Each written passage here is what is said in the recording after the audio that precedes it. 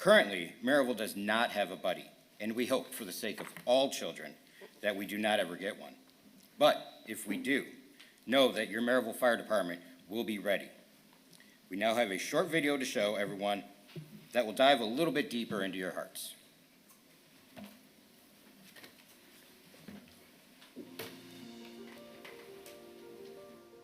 Project Fire Buddies is a way for firefighters to create relationships and support for families battling pediatric critical illnesses. Fire Buddies is probably one of the most important things to the community because these kids, when they're diagnosed, the community most of the time will rally behind them for a couple months. When these kids go through this stuff, this is a long process. This is a long fight. It's years on, sometimes it's lifetimes for some of these kids that are part of our organization. By no negative reason for the community, but the next thing comes up, right? And they move on. And when those kids go to school, they're always looked at as the sick kid. They're kind of not included. So now what we've seen and what this has morphed into is the firefighters are embracing these kids and coming over and spending this time in the community season. Project Fire Buddies is important to the community for a number of different reasons. Part of what we do is we bring gifts. It goes beyond gifts. It symbolizes hope. We're that bright light in their seemingly dark times. And if we can provide that for them and be that source of inspiration and source of hope for that family, it gets them through those times. Fire Buddies is important to us because they have always taken care of our Lily in her time of need, from when she's needed special needs equipment like her bike that she rides around the neighborhood, or during a long hospital stay. Our family had delicious dinners for a whole week, and probably the biggest moment of all was when they sent her to the Taylor Swift concert. That was life-changing for her. It was really incredible.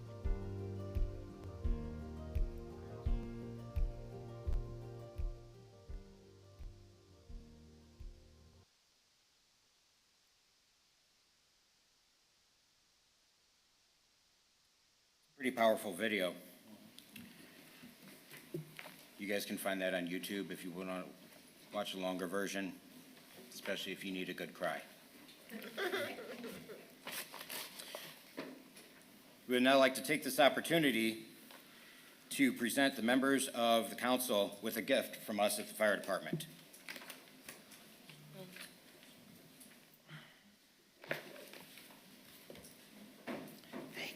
Ladies and gentlemen, thank you.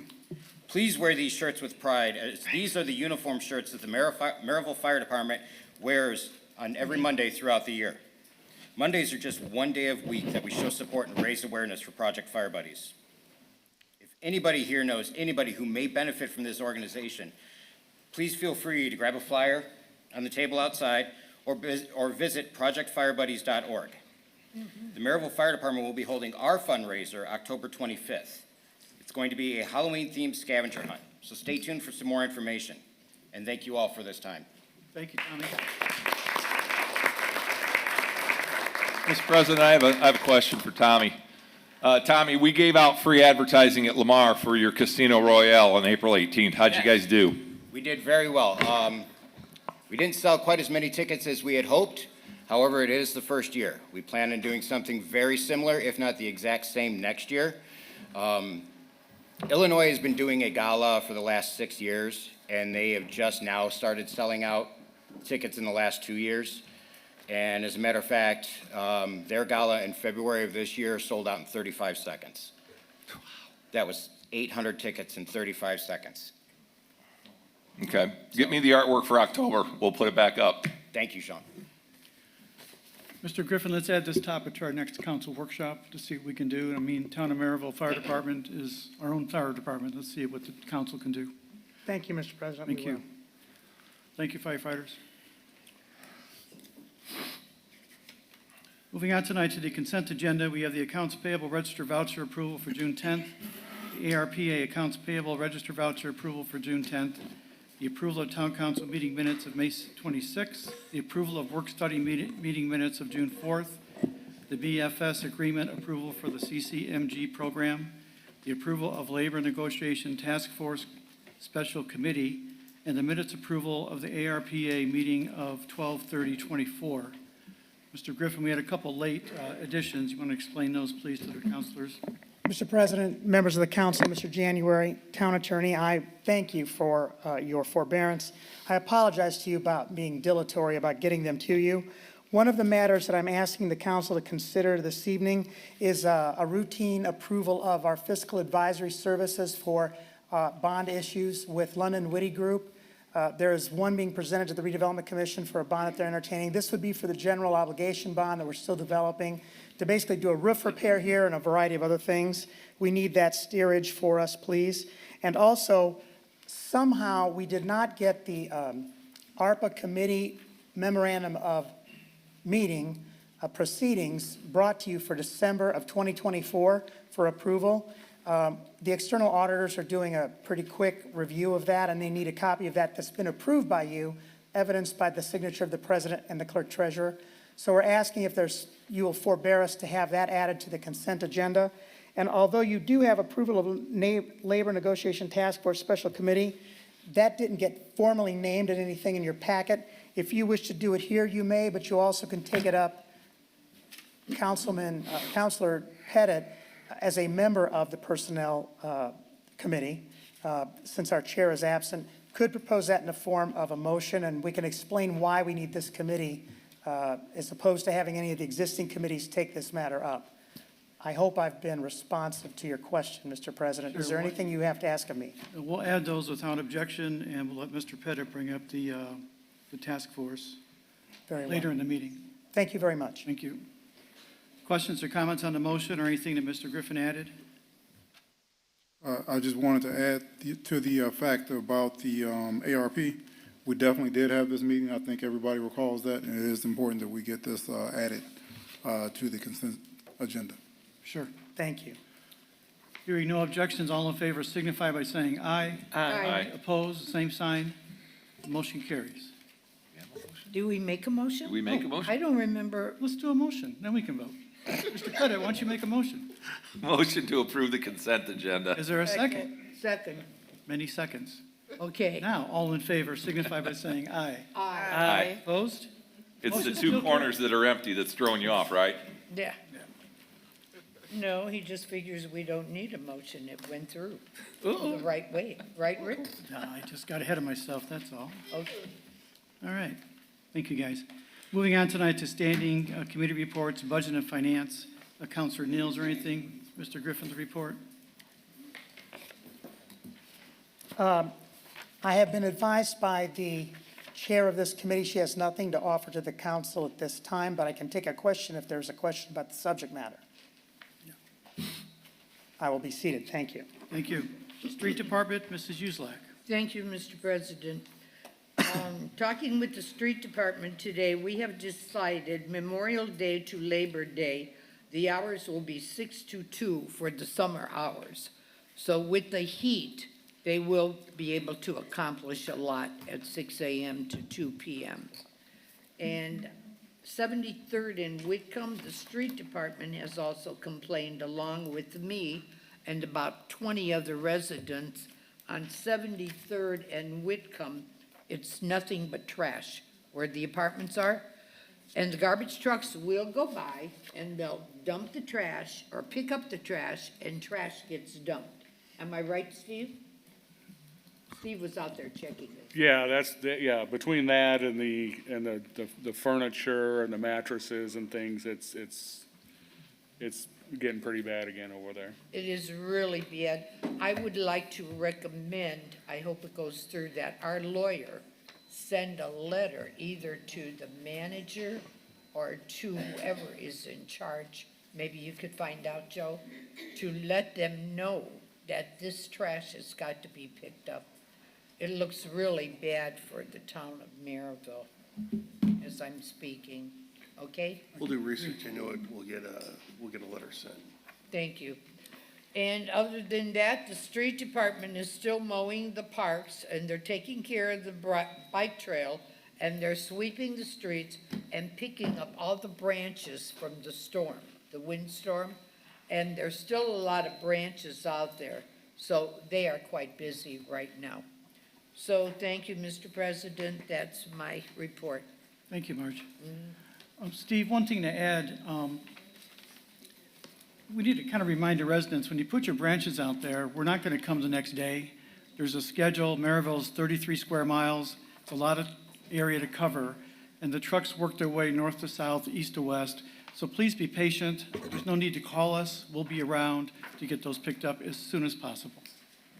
So especially in Councilwoman Uselak's ward, they were hit pretty hard by the storm a couple weeks ago. We sent both of our, well, quite a few people in there. They were in there for a long time cleaning. We worked Saturdays in there. Well, after we had left, then people drug out more. Well, then we gotta get back to the normal routine. Yeah. And get everybody else, because we do have, over 18,000 homes in town that we have to get to. So we spent quite a bit of time over. Plus you in worked March. on Saturday too. Couple Saturdays, yeah. So I had about like 10 calls a day, and I just told them to be patient. They will get out there. So everything's going along fine. Thank you. Great, thank you. Thank you, Steve. I had some residents call as well, but I did let them know that you all are making your rounds. Yeah, we'll run a chipper crew. We run all summer long, Okay. not just for the storms. I think we started, 2 years ago, I think. After the spring cleanup, we run a crew all, till the end of August. We'll run them. I'll let them know. Thank you. Moving on tonight to council affairs, Councilman Pettit. Yes, Mr. President, at this time, I would like to make a motion to finalize and approve the employment agreement between the town of Merrillville and Michael W. Griffin. This has been vetted. I think the members, we've seen this in our packets. Rick has sent out emails. Rick and Joe have worked on this diligently with Michael. Obviously, it goes without saying how I personally feel about Mr. Griffin. I think he's doing an outstanding job. And I can say that because I walked in those shoes, Rick, as you know, for you and David when he was on the council. So at this time, I'd like to make a motion to approve the contract. So moved. You have a motion from Mr. Pettit with a second by Mrs. Uszak to approve the town manager contract. Questions or comments from the council? Go ahead. Hearing none? I have a question. Go ahead. We are increasing Mr. Michael Griffin's pay, which I don't have a problem with that, our town manager, but we are still waiting to find out when we will get our increase. Okay. Mr. Griffin, are we increasing your salary from what it was like today? Mr. President, if this is passed, it will increase it, but it'll still be below what had been planned for 2 years. And I've been reluctant to sign this, as you know, because I'm concerned about everybody getting caught up. We have this other problem that's challenging us, but the budget will support this. It'll still be less in both of the years that are documented in that. And as a matter of when the council may get a raise, Madam Councilwoman, that is a council policy. We'll certainly do. We'll make it work if the council chooses to go that way.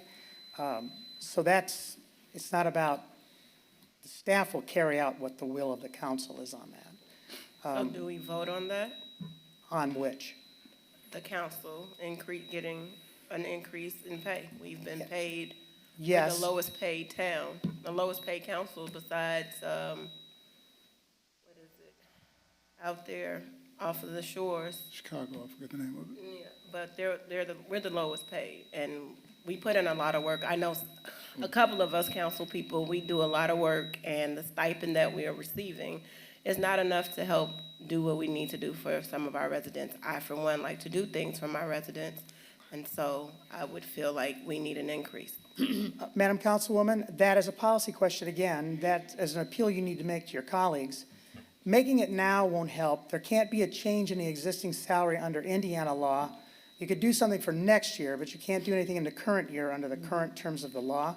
And I think one of the things that we're struggling with, you know, is the effects of Senate Bill 1, which is now Public Law 68-2025. I've had conferred with the council president, and it's our intention to bring, Tristan and I are going to work on some solutions or some suggestions to the council, and we're going to present those to the Budget and Finance Committee. My hope is they will make a recommendation to the full council that will inform the process of the budget that we're going to prepare this year for next year, and we can take that matter up then. I will tell you that there is light at the end of the tunnel, even in the existing law, if we can make it until 2028. However, we have to take a cut this year, and they accumulate, by the way, of 838,000, that's next year, 950,000 the year after that, and 1.3 million the year after that. So that's about over, just about $2.5 million that we're gonna have to make up. Now, that third year, we're supposed to be able to have an income tax. The other intervening variable we expect is that there's been a lot of pushback on the legislature for how that law got drafted and how much it impacts people. So my hope is that either in a special session or more likely the short session that begins in January, they may take steps to change those outlier years. I just don't know how we get there before we have a chance to pass the tax. Those 3 years will be difficult for us to make. Having said that, it is always appropriate for the counselors to have the conversation among themselves about the compensation of the council. And as I said, we'll advise you on resources, but if you decide that's what you want, we'll make that happen for you. But it's really, I'm not in a position to offer guidance on, I can tell you how the process works, but it's really, that's so innate to the policy making of the council. It really needs to be discussed among you and your colleagues. Thank you. You're welcome. And, Mr. President, Shauna, the reason that we're the lowest paid in Lake County is we have not, I in particular, have not had a raise in 22 years on the council, ever since I got on the council in 2004. What year? 2004.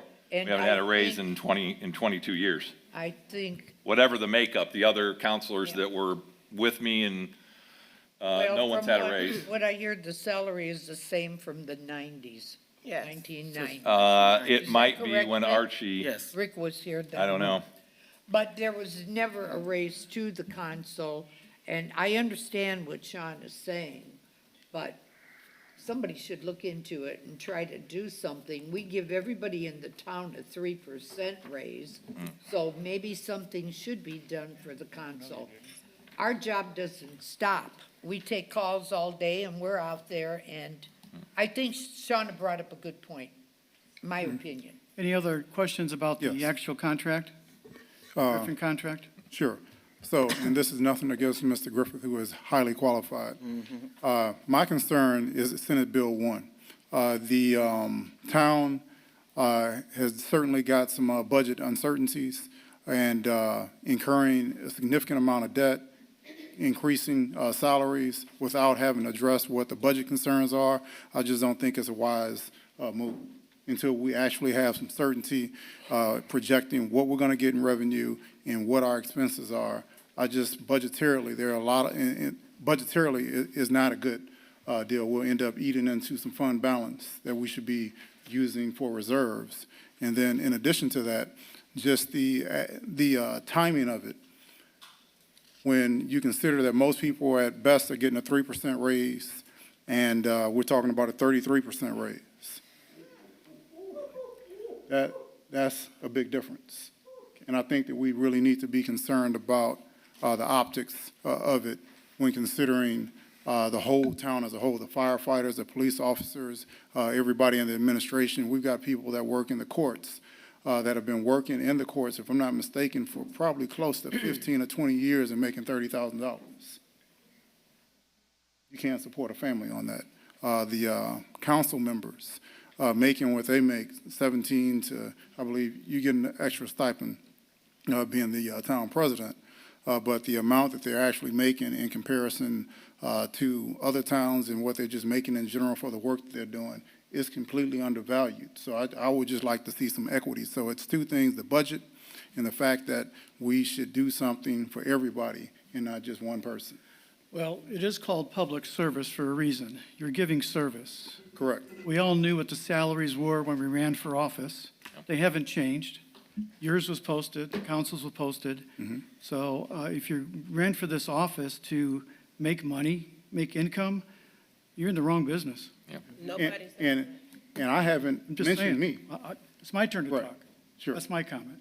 Sure, correct. I haven't mentioned me in terms of salary. I didn't run for money. As a clerk treasurer, if you were to compare my salary, if we want to compare to other clerk treasurers, I'm probably the lowest, and we have the largest town in Lake County. And many of those other ones that make more money work full-time in that position, and you don't. I don't know what they do. And I do work every single day. Okay. Every single Any day. other questions on the contract? We're Right. getting off topic here. We're on the This is on topic. topic. The topic is a motion by Mr. Pettit to approve the contract for the town manager, which has been pending for months. We need to move this forward. I think we should have talked about it behind closed doors first. We've been talking about it. Yeah. Any other comments? What will his salary be now with the raise? Mr. Griffin? It's 101. I beg the council's pardon. I You know guys what I had had your- proposed for you. It would put me at a six-figure, it would be comparable to what the town manager in Chesterton makes in the first year, but it wouldn't be the same because I'm not going to go backwards except the current pay period. And I don't know what it is going to be in 2026 as a biweekly salary. I honestly don't know. And Mr. President, members of the council, we do need to have an agreement with me because it's required in the code governing the town manager. You basically have given all the power state law allows for a town manager to have, and you can modify those on the basis of the agreement. Both the agreement I had when I was still interim that expired, and this agreement proposed to give me those powers again. So, in fact, I got coached on this from the town attorney. Actually, some months ago, he asked me, what are you doing with this? We need to do it because the code requires it. If there is reservations about the compensation, all I can tell you is that's a policy question, and if you don't want to go forward with it, that's certainly your call. But I do believe it is still below market for the position based on the study we had. And secondly, it has been supported in the 2024 and the 2025 budget. We just never moved forward with it until now because of the need to get the contract in place and the decision to try to compensate me more like the regular manager as opposed to interim. But if there are still reservations about that philosophically, that is a policy question that the council is welcome to still take up. You can strike out those pays and say that that's not going to be the deal. But I do think the council has to take up an agreement of some kind simply because it is a requirement in your code. We've kind of skated it for a time. And in terms of the concerns that the clerk treasurer raised, nobody cares more about the budgetary sustainability than I do. Maybe as much as the clerk treasurer, but nobody more. And I care about it. And I would not offer, part of my delay was about how it would appear, but not about whether it would be sustainable. And I'm confident of that. We do have to come back and make some recommendations about how we're going to get through at least 2026 with Senate Bill 1. But none of the other issues, I think, impinge on that. And I know of identified and funded positions that we've kept vacant on purpose because of our general concerns about our budgetary sustainability. And that's how I know that this won't interfere with the ability of us to pay anybody here. But I don't know how much more I can inform your deliberation on that. Thank you, Mr. Griffin. What's the number of salary? 110,000. I don't think that's right the first year, but maybe. No, I thought it was 101 106. the first year, 110 Got it. in the second. Got it. So it's 100 and what the first year? 101,000 There it is. the first year, 110 starting in 26. Any other questions or comments?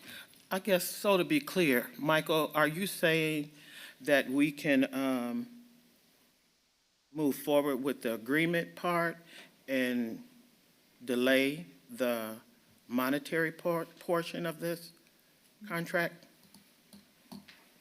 Mr. President? Go ahead. Madam Councilwoman, you put me in a very awkward position. I'm not acquisitive, but I absolutely would like to be compensated fairly for the position and the background and training that I bring. Having said all that, if there's not readiness for the agreement at all, just don't take it up. Okay. But there's nothing that would stop I feel like I'm giving lessons that are against my interest, which is so bad. But you could make a motion on the strength of what was told to you tendentiously, I believe, about the contents of that agreement, that you could say that we approve everything but the salary to be dealt with later. I hope you don't, but you certainly would be within your lawful authority if you get a second and a majority of you, 4 of you, at least agree to that, then you could take it up. The other way to do it is to say that you've got concerns about that. If anything I've said hasn't assuaged your concerns, I don't know what else I could do, but we could basically take it up in a work study session and delay it. I just know that I have put this off for longer than you have because of my concerns that were raised. I'm satisfied there's not an issue of sustainability about it. And I do want to comply with Section 2182, Subdivision B of the Municipal Code of Maryville.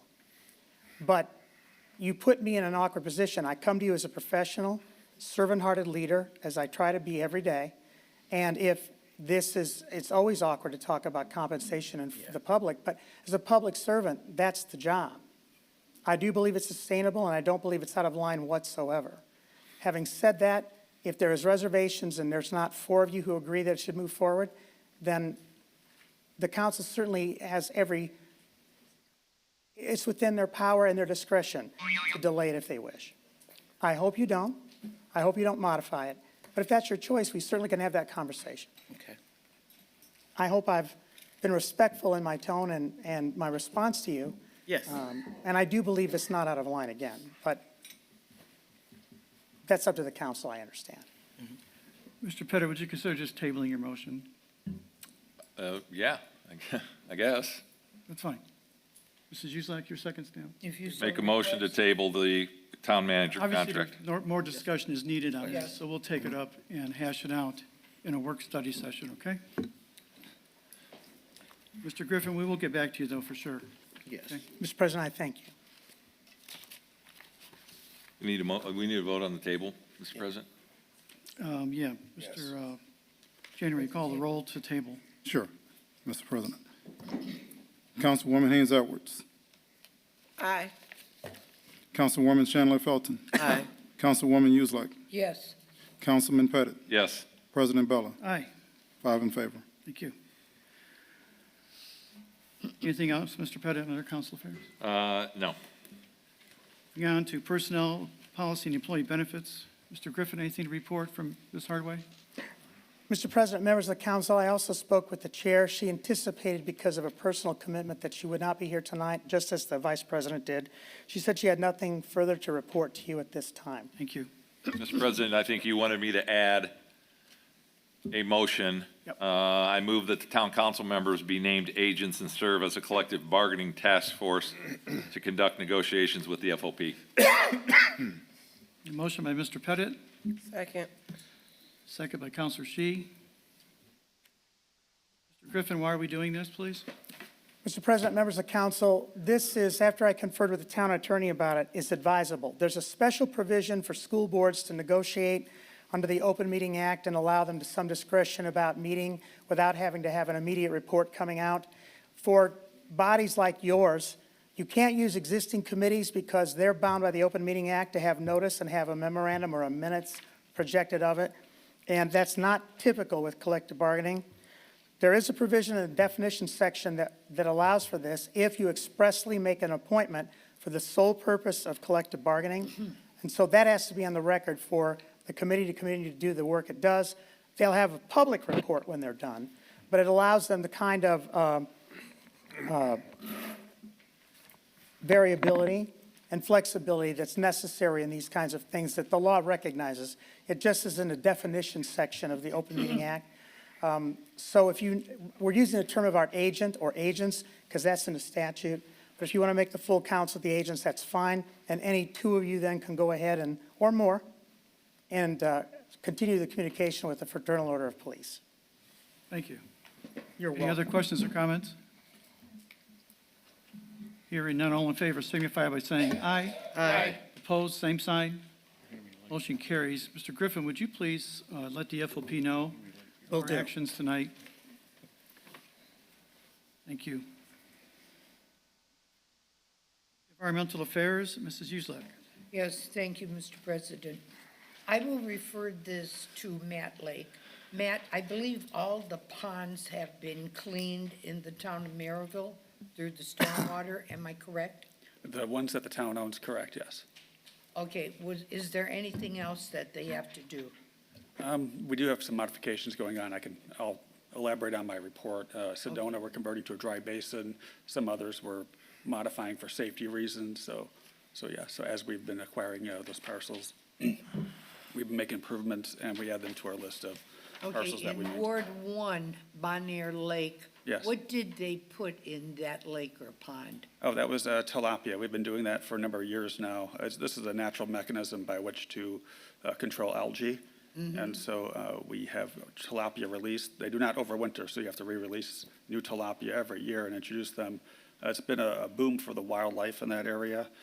We also do a non-toxic dye called shade, which decreases the amount of light penetrating, so it also reduces algae growth. Since we've done that regime, it's been incredible out there in terms of the amount of reduction in algae.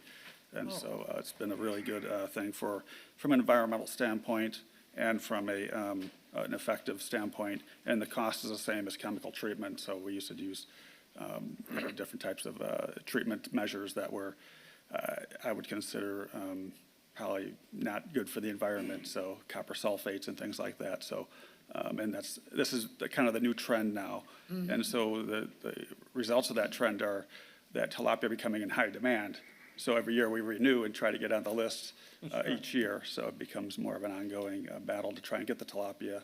But Well, they used to have fish in that pond in Bonnier there's some Lake. Do they great, still have fish it's there? amazing fishing right now. The bass have Okay. thrived because, again, the tilapia, not only do they eat the algae, but things eat the tilapia as well. So there's a bit of a balance. By the So time the chemicals have not killed the fish?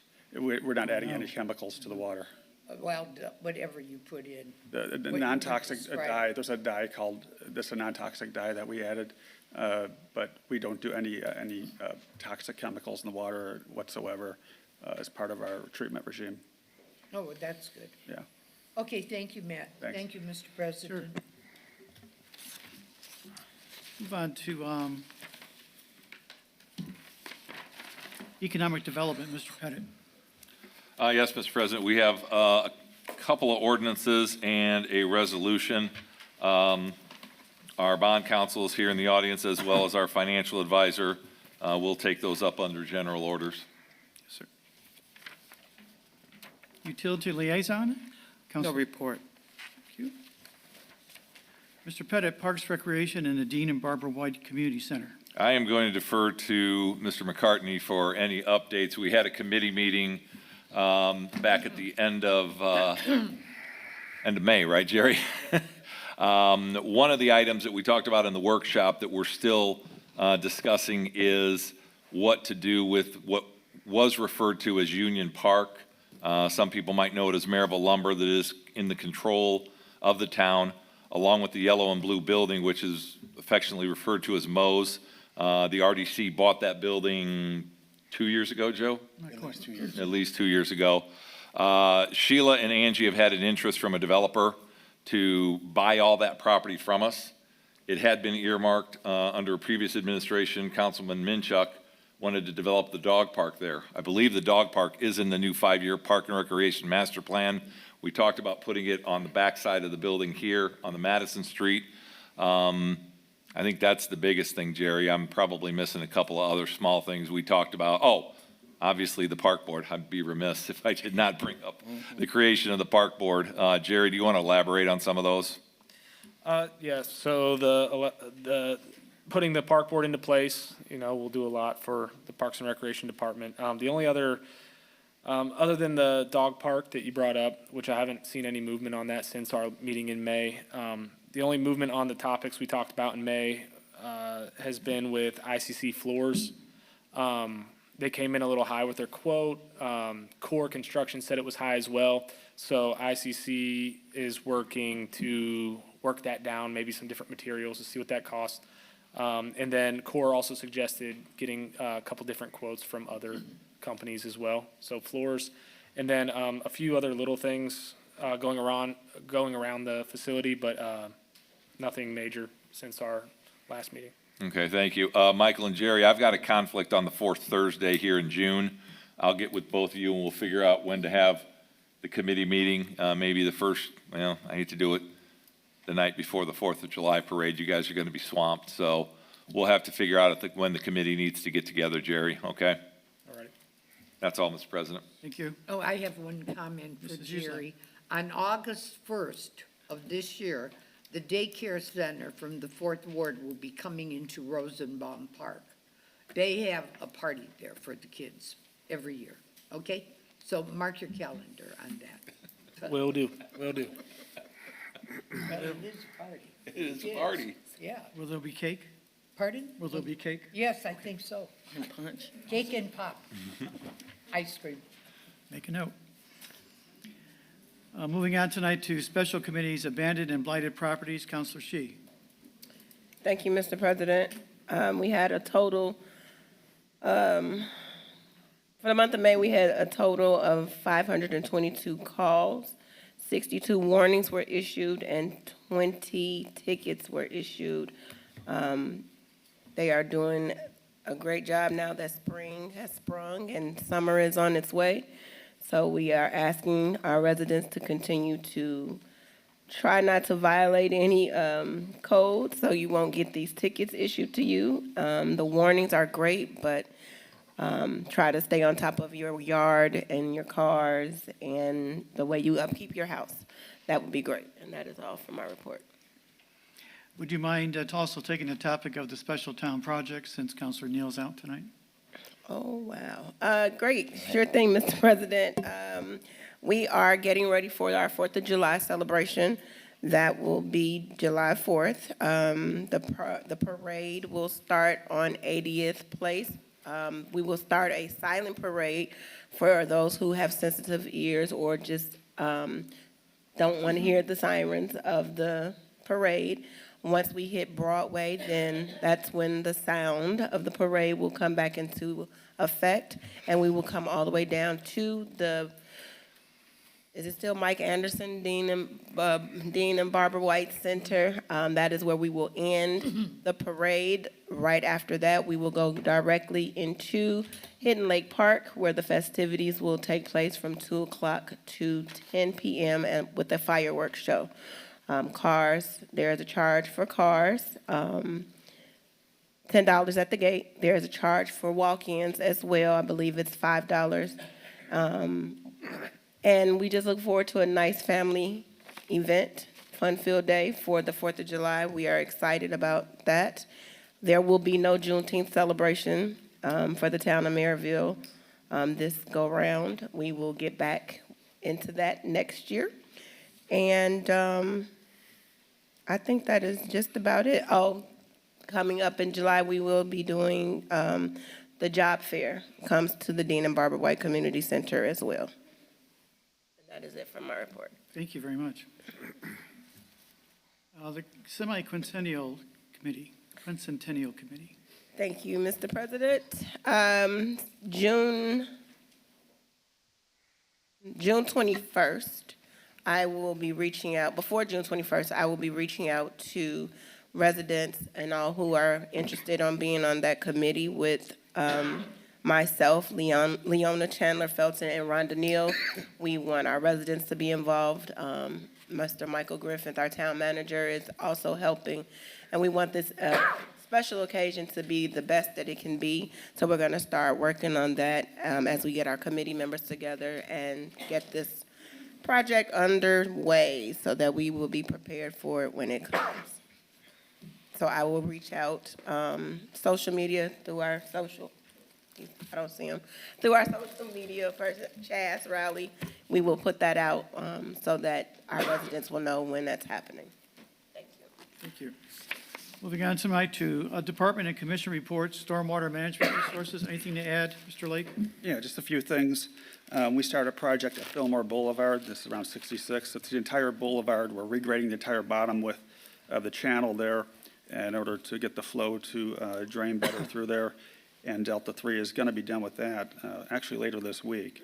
In tandem with that, we got the spoils from that project that we're adding to the Sedona, small detention pond Sedona, to convert it into a dry basin so it's easier to maintain and mow.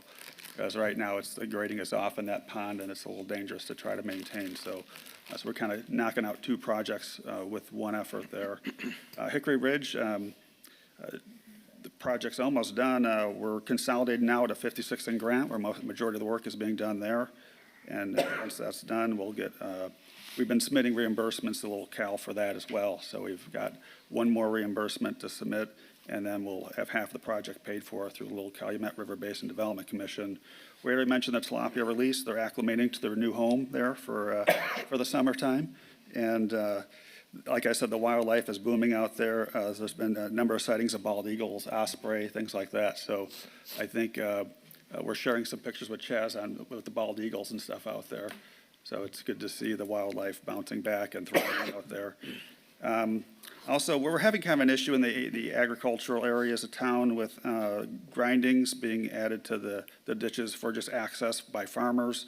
There is a way to permit with that, so we've sent out a number of NOVs with respects to that. So we've gotten a pretty good response from the property owners, so that we'll get those permitted. And they'll have to have culverts and things like that, so you can't just dump grindings in the ditch and expect to, utilize it that way. And so, with regards to Kaiser Ditch, I did reach out to Lake County Surveyor. We're awaiting his response back. The last time they did full maintenance out there was in 2013, so I looked it up. We had some coordination going on because we did some stabilization of where we outlet water into Kaiser Ditch in several locations. So we covered that part of the project, so we did stuff in partnership with them at that time, and there was a newspaper article on that. And and then Taney Ditch, I'm lining up contractors to do the maintenance on that for this year. And with regards to the apple orchards, there's apples on the trees. They're about quarter size, and so this fall we'll have apples to pick, and signage is going up there from the U.S. Forest Service. I've been working with Jerry on that, and so I hope the residents will utilize those orchards for their benefit. That's all. That's great, thank you. Matt, are you saying Mr. Emerson is going to meet with you and clean Taney Place ditch? He's gonna let me know when the full maintenance is gonna be done, if it's gonna be scheduled this year or next year, or when it's gonna be scheduled. So I'll let you know exactly when that will be. Because last time they did it was about $300,000, and that was back in 2013, so it's probably doubled by now. So in terms of what it takes, because when they go through there with full maintenance, Right. they do slope stabilization, they grub the banks, they take as much of the woody vegetation they're allowed to, because they get through IDM permitting as well.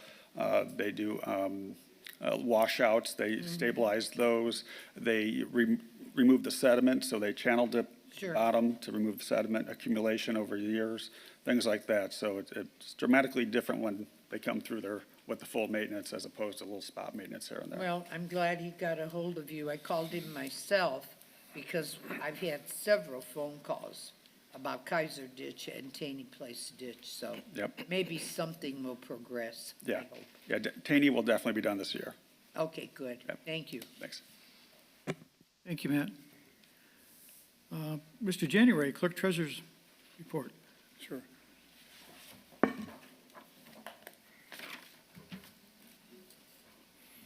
All right, for the month ended May, we just sent out the fund report for everybody. But at the end of May, we had $40,318,908.57 in the bank, divided between the court, fire department, general, police department, and all of the different departments.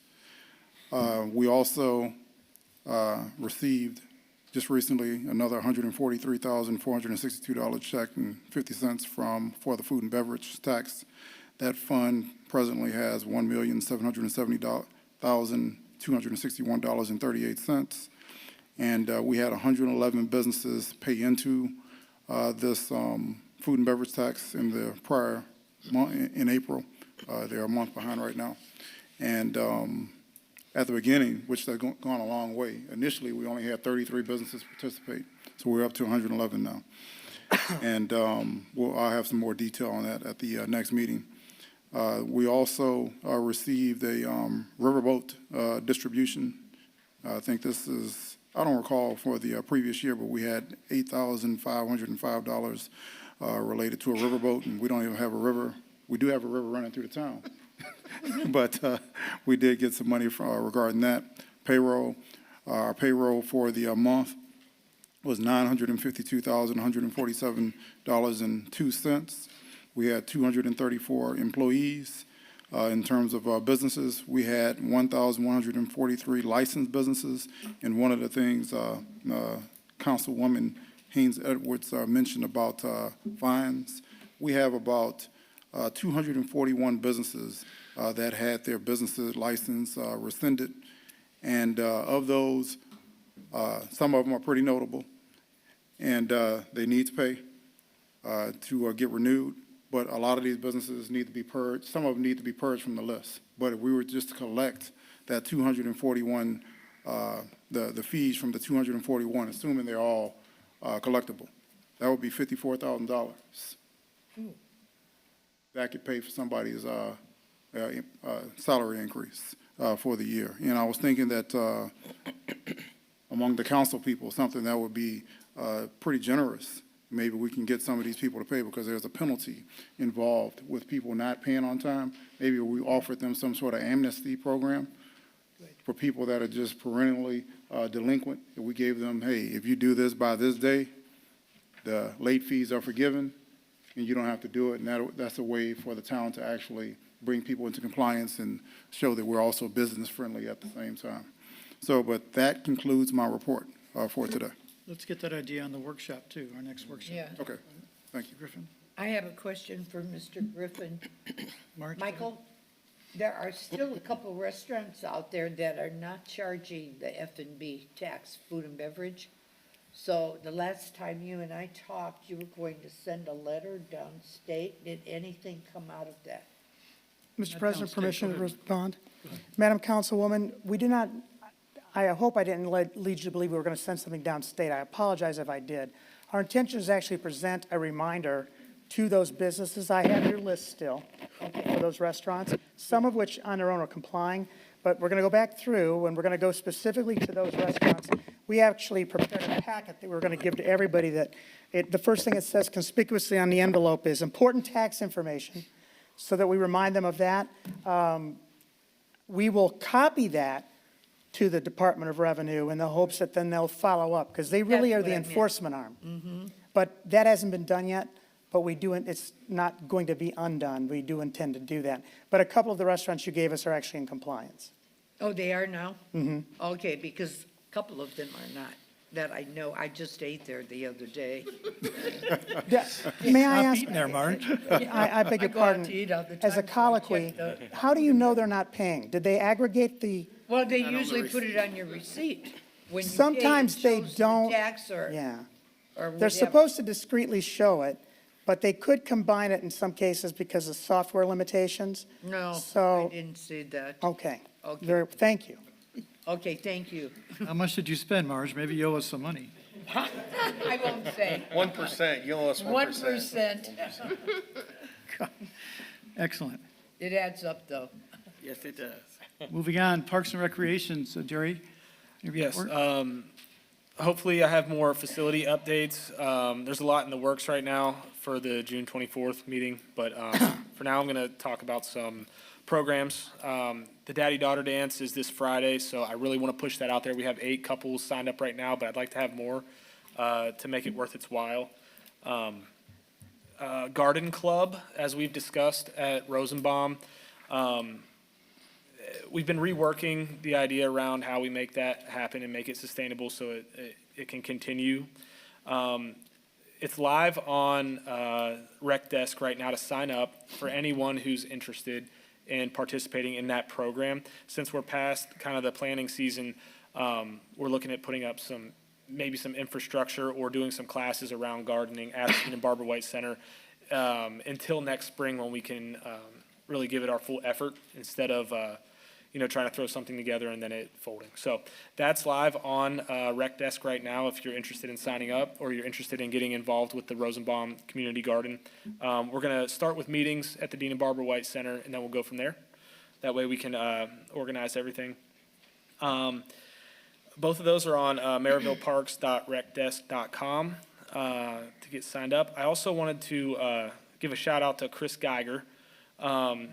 Obviously, he's not here tonight, but he's our recreation coordinator, and all of his hard work that he's been doing since I've been here and since he's been here, I believe in October, is kind of coming to fruition right now. Specifically today, I was able to get out to Hidden Lake to see what football practice looked like as their season's about to start, and then basketball season already started, I believe, last weekend. But they're both practicing at the same time today. And I was able to spend some time with the staff that are working with those leagues and the volunteers and the parents that are all involved. It's pretty amazing to see just from my angle. I've ran leagues like that before with boys and girls clubs and simultaneously with city parks and rec leagues.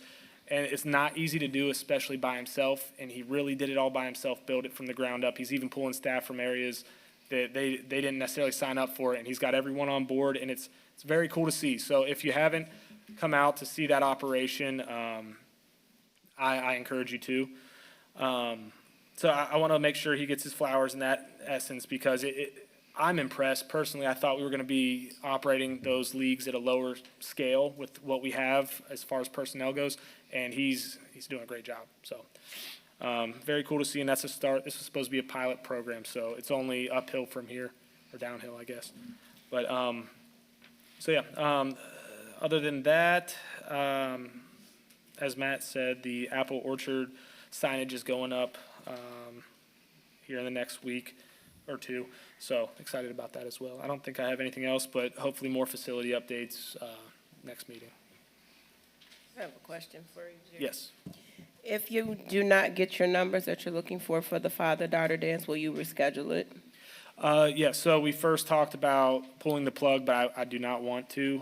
So I will push it back this summer at some point. But I'm confident this week we can push it a little bit and at least double what we have right now, and that would be pretty substantial. It's in one of the event center rooms, so it's not a large space to fill, but we have Mike Neal is going to be our DJ, and we're going to have some snacks and food for everyone. But I'd really like to get the community out there, and we've been looking at different ways to get everything out, and I feel like we have a communication barrier with our marketing and advertising, so we've been exploring all the ways. I've talked with Chaz about potential opportunities in increasing the exposure we have, because we have a lot of cool stuff going on at the center, but we got to get people involved and out there, because the community asked for it and we're providing it, so I want to make sure everyone knows that what they asked for is available now. So. Okay, and then regarding the basketball and flag football that you just gave Chris his flowers for, we are appreciative of what he has brought to the table, but I do believe that this was a group effort that we started with Ross Township, not Chris by himself, and myself as well, along with you. So we don't want to leave anybody out. We want to thank Trustee Blackman for allowing us to use Hidden Lake as well for the flag football while our spot was being utilized. So we just want to make sure that nobody gets left out. 100%, and I know that came up with this being the first week, and I think Chris has been running around putting stuff together with like the orders and the small tasks that we may have forgot to thank those who have helped out on the bigger scale of providing some facilities and also the exposure as well. So I'm following up with that this week. But yeah, so Chris has done a great job, but Ross Township has been awesome as well, and Councilwoman Shee on top of that, so. Thank you. Yep. Police Department, Chief Nusis. Thank you, Mr. President. So for the month of May, we had 2,681 calls for service. What that equals to is a total of 4,959 officer responses. We did 182 extra patrols, 153 premise checks, and we had 10 community policing assignments. There were 393 traffic stops, which resulted in a total of 450 tickets. There was 106 adult arrests and 8 juvenile arrests. Also, I wanted to take a moment to speak directly to our residents about a concern that's been coming up frequently as traffic issues, especially speeding in various parts of town. I recently came across some comments on social media suggesting that the police department and the town leadership doesn't care about these issues. I want to assure everybody that this couldn't be further from the truth. We are very aware of the traffic concerns in Merrillville. In fact, I receive calls nearly every day from town council members, town managers, and even Chaz Riley sometimes. So it's one of those deals where we receive these calls and we are addressing them. Our officers, our council members, and even town leadership are all paying attention and working together to address these problems. We've identified 23 areas throughout the town where speeding and other traffic issues are most common. In response, we've been rotating officers through these hotspots with extra assignments to increase visibility and enforcement. That said, I want to provide a little context about our current resources. On average, we have about 7 officers working per shift. These officers respond to a wide range of calls. As my May report indicated, there were over 4,900 officer responses, which means they're constantly balancing traffic enforcement with other critical responsibilities. Still, we recognize that traffic safety remains a priority. That's why we are actively moving forward with plans to launch a dedicated traffic unit, which we expect to be up and running by mid to late summer. This unit would allow us for better focus our efforts on speeding and traffic violations throughout Merrillville. And like I said, I want to thank everybody for their continued support, your concerns, and your partnership. We do hear you. We see the problem, and we're committed to doing everything we can to make our streets safer. Thank you. Thank you, Chief. Planning and Building Department, Sheila Shine. I don't have any comments at this time. I will later in the meeting. Of course. Mr. King, anything else to add from Street So, Department? so a couple things. To piggyback on Chief Nusis about speeding, we've got speed humps out all over town. We've exhausted what we have. They're all placed on the ground. You'd be amazed at the residents that don't want them. There's as many who don't want them that do want them. Now we're running into issues where there's an area we're going to have to remove them because what people are doing is they're driving around speed humps through people's yards, and the residents don't want them there anymore. So these things are put in to protect every citizen of the town of Merrillville, especially the children. And when you're driving through people's yards, just so you don't have to slow down, to me, that's not acceptable. So that's what I want to say about the speed humps and the speeding. Also, planting, we're about 99% done with the planting all over town. Our group has worked very hard to get this done. As you drive through town, you see the plants we planted. Most of them were grown by us. We saved the town a tremendous amount of money this year by doing that, and everything has gone well.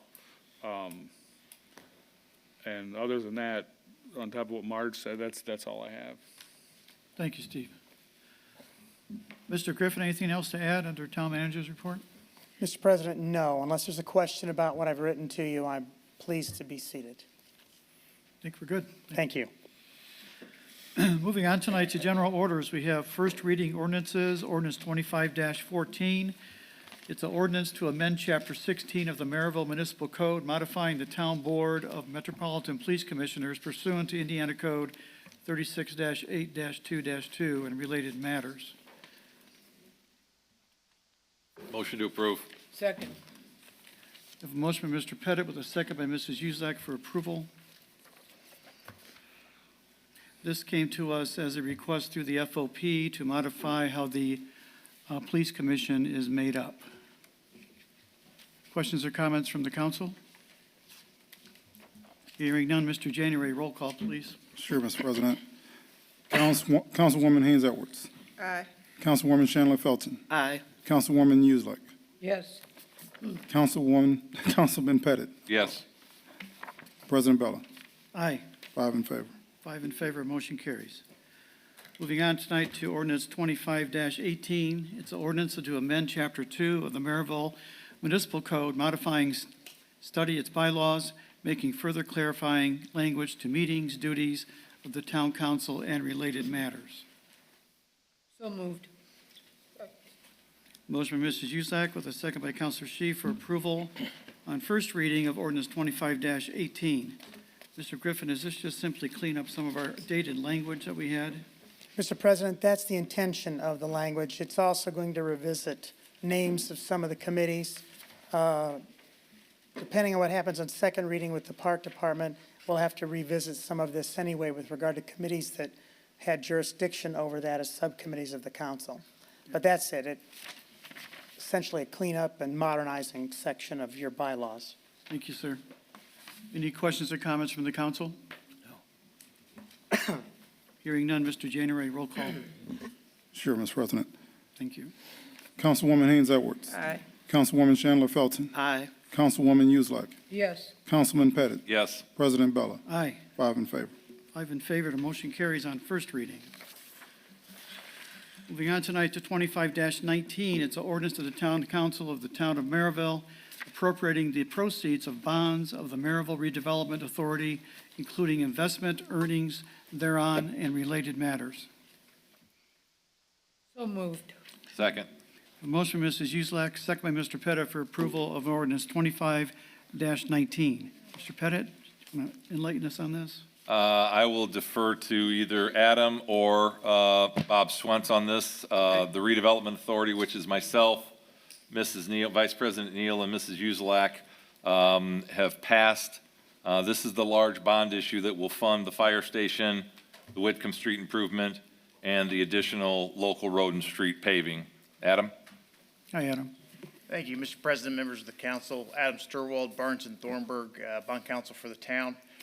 Councilman Pettit stole my thunder. That was perfect. He does that a lot. Yeah. Happy to answer any further questions. This is just first reading. There'll be a public hearing at your next meeting for adoption. Who's going to pay for the bond payment? That's always a good question. So it's a lease financing from the Redevelopment Commission to the Redevelopment Authority. There'll be TIF used to pay debt service. There'll be a property tax backup for security and for marketability of the bonds. Any questions or comments to Adam? Well, my question is not necessarily directed to Mr. Adam, but you said the key thing is that these bonds are going to be paid for with TIF funds. And in light of SB 1, I view TIF funds as a stopgap measure, something that we can use to fund potential police officers, because you can pay for first responders out of that. And if we did that, we could probably rejigger the budget so that we can still maintain our current operations, maybe even give some people some raises with some of that extra TIF money. But if we obligate that money to debt service, that's money that we won't be able to use to pay people. I'd rather pay people than pay debt.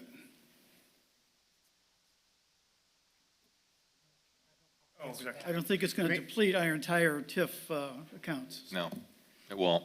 Yeah, I like to see the projections on that. Okay. And I can speak with you, Bob, about that, but that is my concern, because I'm thinking forward about when we don't have this money that we are accustomed to using because the tax law has changed. We need to figure out where that money is going to come from, and it may have to come from places that we probably wouldn't have considered before. Well, and I will certainly share the TIP projections with you. We have those. We'll need to provide to bond council as well, so we can go over those. In terms of SB 1 and the unknown, Legislative Services Agency, who probably knows the best about how to make these projections going forward, I don't think your TIF funds are going to be hurt at all. In fact, they are showing some increases in those revenues. So hopefully we can sit down and go through those and satisfy you as to what's going on. Right. And I agree with you. And additionally, Eric and Bob, we're going to have debt fall off. The Mississippi Street TIF bond is going to die in January 26, correct? We make have our last payment? A couple TIF bonds that will be coming off in the next 5 years, but Mississippi Street most recently. Right. So this debt service payment will basically take over for what's being retired out of Mississippi Street, Ameriplex at the Crossroads, those smaller bonds. Yes, and we have a number of projects out there that haven't been fully assessed. We have abatement roll-off. So again, Eric, we can go through those and talk about what those projections look like. Sure, and thank you, Bob. And because I certainly agree, I think the TIF is strong. It's just the town is going to be weak. We may need to lean on what's strong. I think the town may Any be other better off than you discussion? think. Hearing none, roll call, please. January. Sure. Councilwoman Haynes Edwards. Aye. Councilwoman Chandler Felton. Aye. Councilwoman Uselak. Yes. Councilman Pettit. Yes. President Bella. Aye. 5 in favor. 5 in favor, motion carries. Thank you, gentlemen. Moving on tonight to ordinance 25-20. This is the ordinance to restore and appropriate undersignified unreserved cash on deposit to the Corporation General Fund to accounts in the Municipal Court Department for cost as yet unplanned by the department. The proposed amount is $204,428. With the additions on the back page, the total fund is $242,846.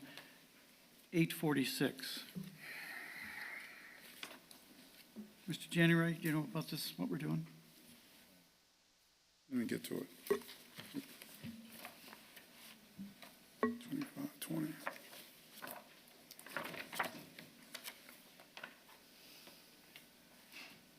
I believe this is going to fund the courts, because we only funded the Yeah. courts for the first quarter of the year. Yeah, in Is that right? fact, yes, that's exactly what it is. I had to get to it. The courts, some of their line items are basically down to zero because they have been adjusting the money so they can pay all of their employees. And this is basically just going to fund the court for the balance of the year, if not mistaken. And then next year, they'll be incorporated into the budget, and we won't have to do this. I'll entertain a motion for approval. So moved. Second. Motion by Mrs. Uselak, seconded by Leona for approval. Questions or comments? Hearing none. Eric, roll call, please. Sure. Councilwoman Haynes Edwards. Aye. Councilwoman Chandler Felton. Aye. Councilwoman Uselak. Yes. Councilman Pettit. Yes. President Bella. Aye. 5 in favor. 5 in favor, the motion carries. Moving on tonight to second reading ordinances, we have ordinance 25-12. It's an ordinance to amend chapters 13.5 of the Town of Merrillville, Indiana, to establish a Parks and Recreation Department pursuant to Indiana Code 36-10-3, et cetera. This is what Mr. Pettit was referring to earlier in the meeting. Motion to approve, Mr. President. Second. Motion by Mr. Pettit with a second by Mrs. Uselak for approval on second reading, ordinance 25-12. Questions or comments from the council? Anything else to add, Mr. Griffin? Mr. President, if you pass and adopt this evening, it was one of the recommendations that Mr. McCartney and I had presented to the council. You remember when you first interviewed me back in September of 2023, I suggested that we needed to think about this. This can provide resources we don't have now to help maintain and do the upgrades of the parks that have been called for in some of the surveys that we've gotten. It also will restructure things. The role of the council as the park authority will change. Your responsibility for setting the number of employees, your responsibility for setting the size of the budget, your responsibility for approving any borrowing that they do under their powers to borrow will all be intact. But we had this conversation also when we first discussed this. This could be an opportunity for us to extend more participation in the governance of our parks. We're getting big enough that now we need to have that regular resource to allow the staff to report to this body, which will have responsibility for maintaining the staff and selecting new staff, subject to the budget and the authorization of the council with regard to the number. This is a tool I think Merrillville is ready for. I have to say, you've done a remarkable job just as a park authority, not having the added ability to do the capital acquisition necessary to upgrade the parks, but you've done that at some sacrifice to using that same money for the things that the civil government needed. So my hope is that for all the reasons we discussed before, the council will favor this. It won't be immediately effective because you'll have to start the process if you pass this evening of searching for the 4 citizen members that get appointed to this board.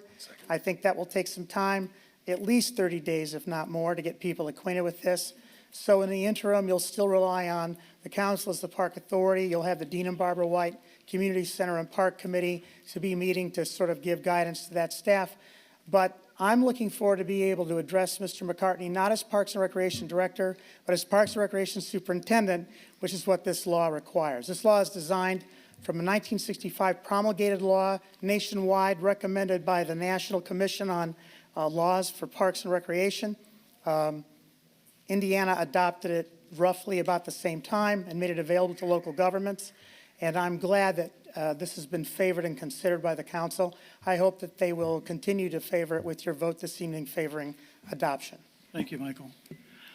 I like it because we can get more residents involved. This will be a separate board appointed by the council, and we can have input from more residents as far as what's going on with the park department.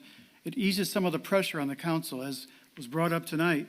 We have plenty to do all the time. This is a huge town, and to get some help on our parks and recreation programs will be a nice help. Well, the other The important thing, I think, Rick, is that it's going to give a mechanism to the park board, bonding capacity outside the town and our rating, where we just finished the 5-year Park and Recreation Master Plan, we just finished the Park Impact Fee Ordinance and are charging more for a lot of the development, like Randy Hall and Liberty Estates.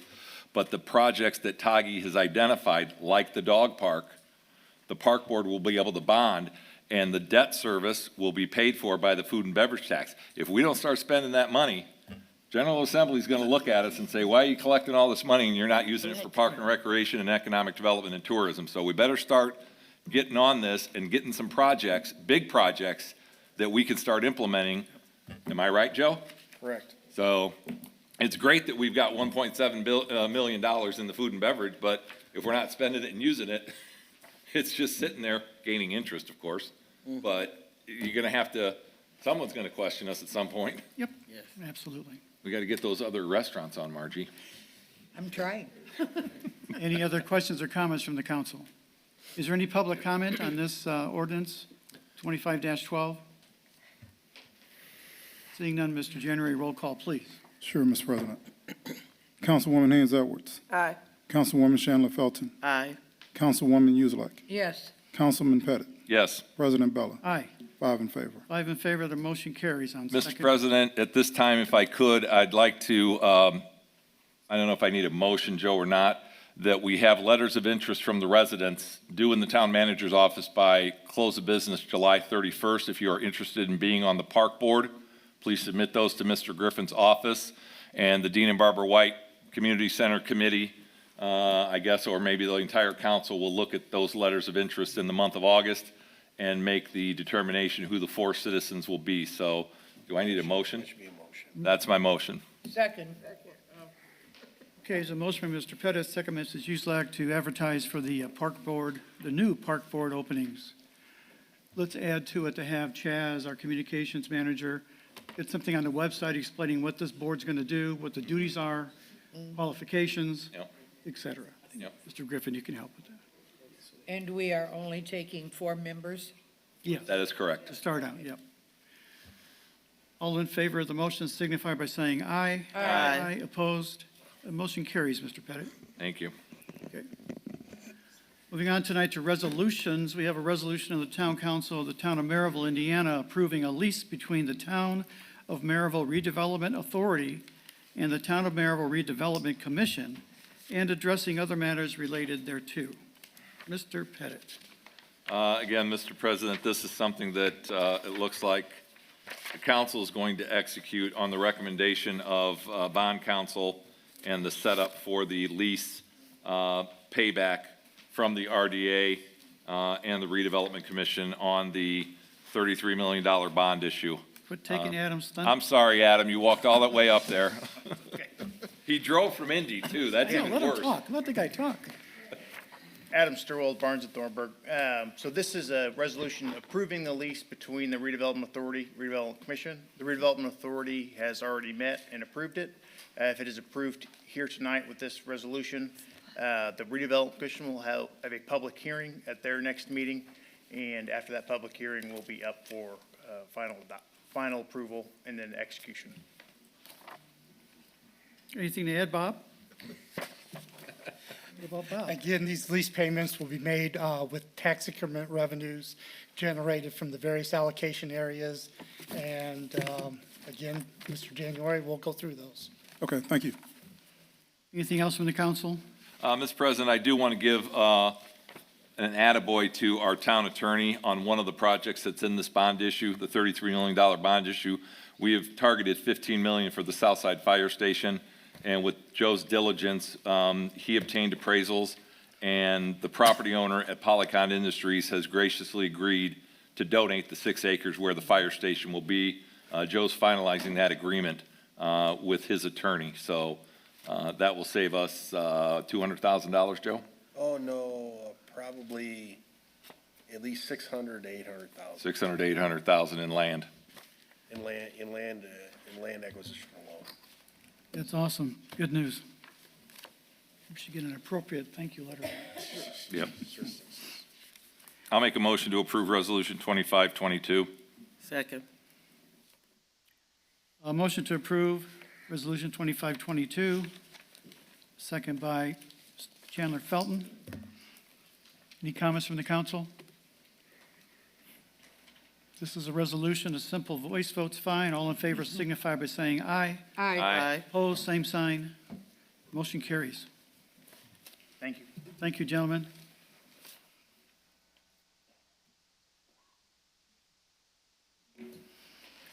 Moving on tonight to BZA and large gathering actions. I'll call on Sheila Shine to guide us through this. Ms. Shine. So, Mr. President, the first petitioner that we have on there is To Me for Health.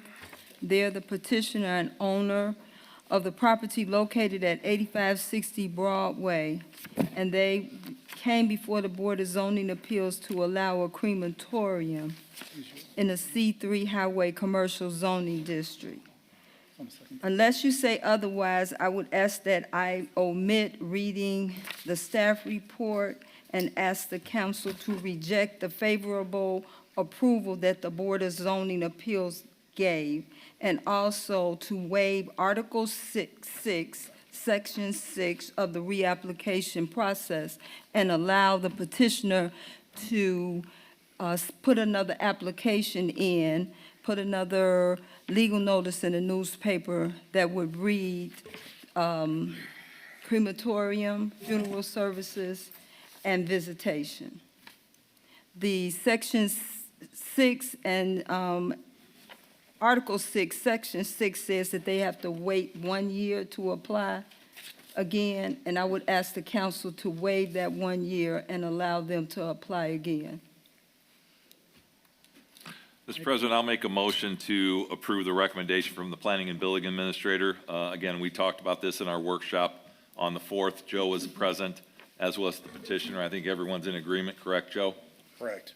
I'm sorry I missed that meeting. Can you explain something about this for the public too? They had filed only for a crematorium, and it was brought to our attention that they would also have visitation services, and possibly Like a wake, funeral home? something like Okay. that. And so licensed, too. we felt it was appropriate to have them come back and be more specific. Sheila, I believe the director of the Indiana Funeral Home Association came to the BZA, is Came that to correct? the BZA meeting and wanted to make sure that they used the state laws, and he gave the petitioner, myself, and the attorney that was present a list of the state laws. So it was some variations about sitting at the window that they had for the residents that are here. They were saying that that was not a visitation, it was just saying goodbye. So to get rid of all of that and make sure that we're following the guidelines of the state, we would ask the petitioner to come back and say crematorium, funeral services, and visitation. And the reason for that, Margie, is that there was a, with just crematorium, they would only be allowed to bring the bodies in Yeah. and cremate them from other funeral homes. They would not be allowed to have someone walk in off the street and buy that service or visit or, you know. Will they do embalming before the cremation? That's always, yes. Yeah, they Pardon? have to by Yes. state. They have to by state law. There's- That they had is a a whole, state law to do that? yes. Where did they attend There's a- school, these people? The petitioners are actually doctors. Yeah. Okay, And so this is what they do, take care of patients, and they would like to see more crematoriums because it gives a easier time for people who can't afford it. It also gives an easier time for burials. This is basically just cleaning up the description, Yeah. the business description of what they're doing. It's really Instead of adding to the description, really. Cleaning it up. Yeah. While adding to it and making sure it's clarified. okay. Sheila, also, wasn't it something about a license? No, they were always willing, the petitioner was always willing to get licensed. Okay, But by ordinance or the Board of Zoning Appeals, we need to be very specific in what we approve and what we bring to the council. So we wanted to be very specific on what we approve, just in case any of the council members or our town manager was approached by others asking what was approved. So we wanted to be very specific in that approval. I second Where Sean's do they motion. go to school for this? So I know at one time, there, the funeral directors from Indiana went to Warsaw in Chicago. So that was the closest. That's why I'm wondering, where are they going now?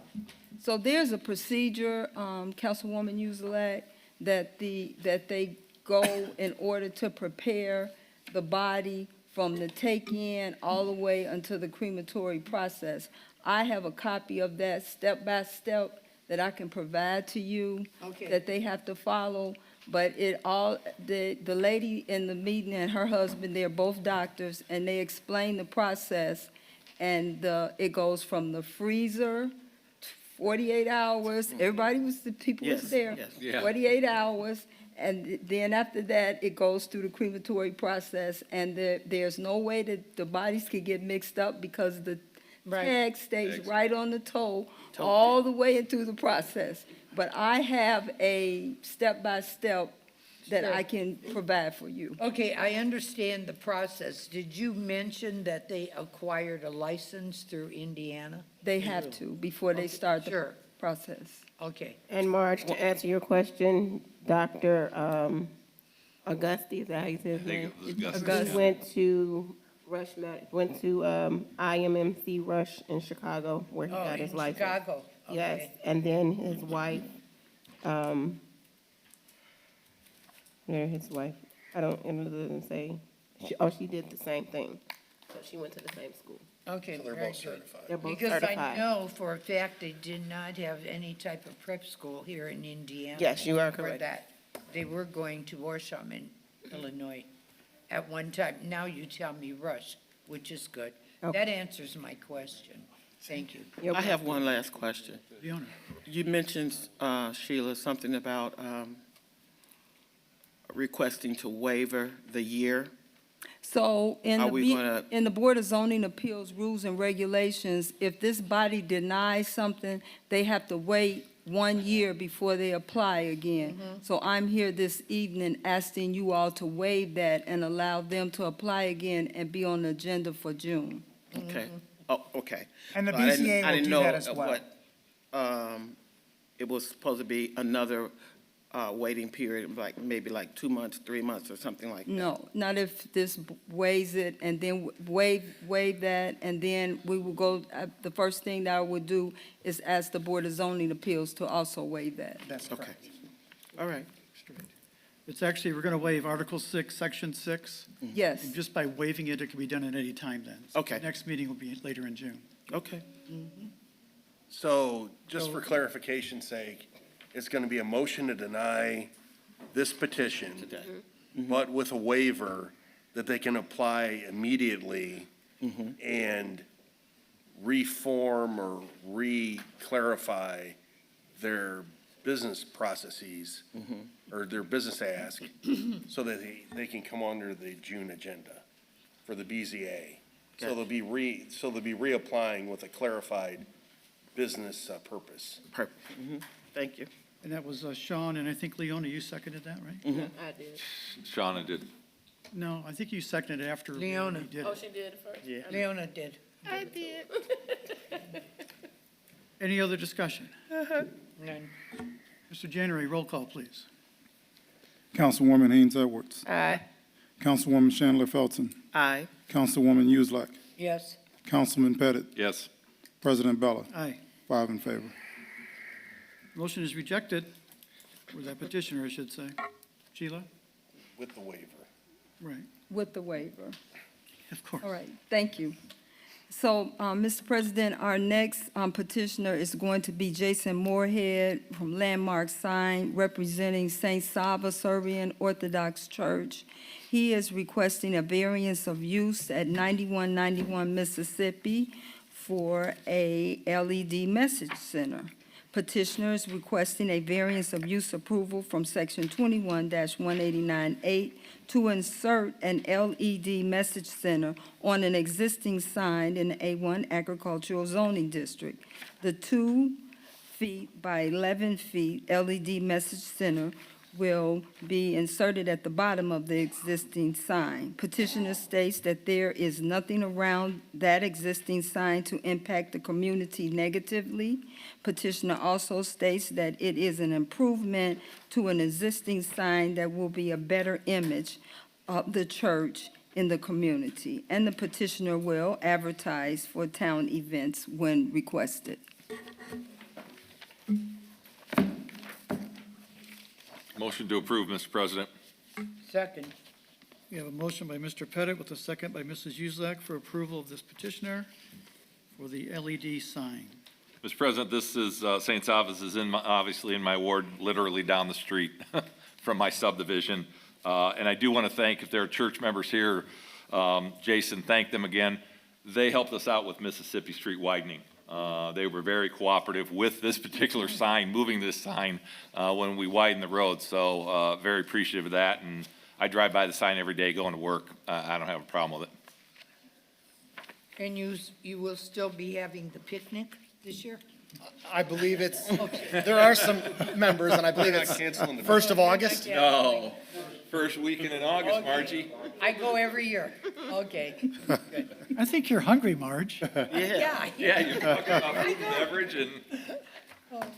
Any other discussion or questions for this petitioner? I don't see a problem. Thank you, sir. Mr. January, roll call, please. Sure. Councilwoman Haynes Edwards. Aye. Councilwoman Chandler Felton. Aye. Councilwoman Uselak. Aye. Councilman Pettit. Yes. President Bella. Yes. 5 in favor. 5 in favor, the motion carries. Thank Thank Have a you. good evening. We'll see you at the picnic. Ms. Shine. So our last petitioner is Nidra Treadwell. The owners of the is KS Edgewell GK, and she is asking for special exception approval at 6049 Broadway to allow an indoor dog park. Nidra, can you step to the podium?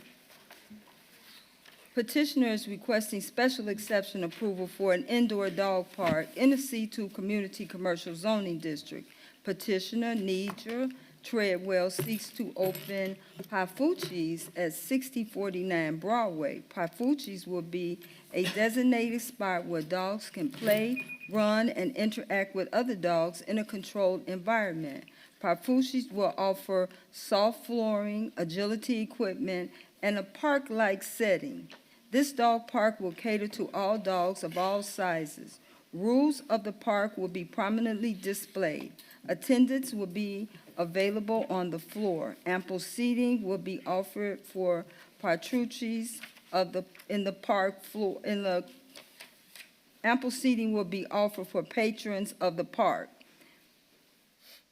Comprehensive cleaning of the park will take place daily. Petitioner submits that Pafucci's will not be detrimental or endanger the public health, safety, morals, and general welfare, and is in accordance with the comprehensive plan.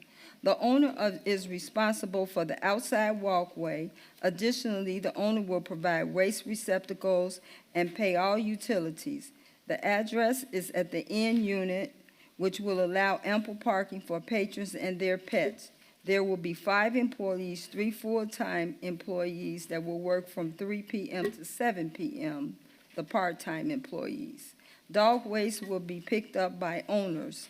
Assistance is provided for more detailed cleanups. Restocking of all supplies such as poop bags and hand sanitizer will be done to keep the indoor park clean and organized. The outside will also be kept clean and neat. There will be a soundproof wall on the shared tenant wall, and this is for this petitioner only, at this location only, and for this use only. And Mr. President, there were 1 absent, and 4 of the members approved this. And Councilwoman Keisha Hardaway is also aware of this petitioner.